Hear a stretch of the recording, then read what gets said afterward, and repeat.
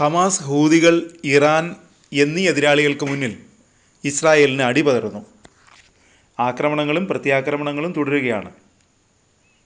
ഇപ്പോൾ ഇസ്രായേലിൻ്റെ ഏറ്റവും വലിയ തലവേദന യമനിൽ നിന്നും ഹൂതികൾ നടത്തുന്ന മിസൈൽ ആക്രമണങ്ങളാണ്.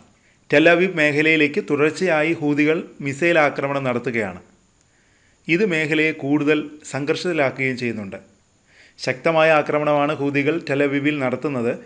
പലസ്തീൻ 2 മിസൈലുകളാണ് ഹൂതികൾ ഇസ്രായേലിലേക്ക് തൊടുത്തുവിടുന്നത്.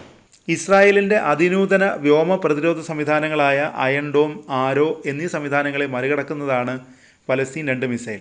100 കണക്കിന് കിലോമീറ്ററുകൾ അപ്പുറത്തു നിന്നും ലക്ഷ്യങ്ങളിലേക്ക് കൃത്യമായി തൊടുക്കാൻ കഴിയുന്നവയാണ് പലസ്തീൻ 2 മിസൈലുകൾ. ഈ മിസൈൽ ഉപയോഗിച്ചാണ് ഇസ്രായേലിലെ കേന്ദ്രങ്ങളിൽ ഹൂതികൾ കൃത്യമായി ആക്രമണം നടത്തുന്നത്. പലസ്തീൻ 2 ഹൈപ്പർസോണിക് മിസൈലാണെന്നാണ് ഹൂതികളുടെ അവകാശവാദം. യമനിൽ തദ്ദേശീയമായി നിർമ്മിക്കുന്ന ഖര ഇന്ധന മിസൈലാണിത്.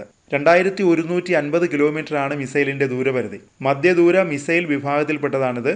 500 kg ഭാരമുള്ള മിസൈലിന് പരമാവധി വേഗതയിലെത്താൻ കഴിയുന്നു.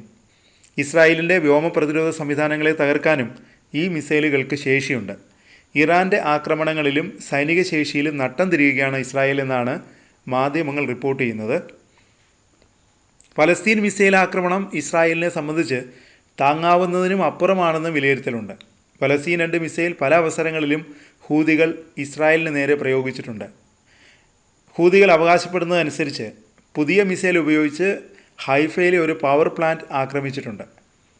ഡിസംബർ 31-ന് ടെലവീവിലെ ബെൻ ഗുറിയോൺ വിമാനത്താവളത്തിൽ ഹൂതികൾ നടത്തിയ ആക്രമണം, ഡിസംബർ 28-ന് നെവാറ്റിം എയർബേസിന് നേരെയുണ്ടായ ആക്രമണം, ഡിസംബർ 16-ന് ടെലവീവിൻ്റെ പ്രാന്തപ്രദേശത്തെ ഇസ്രായേലി സൈനിക കേന്ദ്രത്തിന് നേരെ നടത്തിയ ആക്രമണം, ഡിസംബർ 11-ന് ടെലവീവിലെ ഇസ്രായേൽ സൈനിക കേന്ദ്രത്തിന് നേരെ നടത്തിയ ആക്രമണങ്ങളിലെല്ലാം ഇസ്രായേലിനെതിരായി ഹൂതികൾ ഉപയോഗിച്ചത് പലസ്തീൻ 2 മിസൈലായിരുന്നു.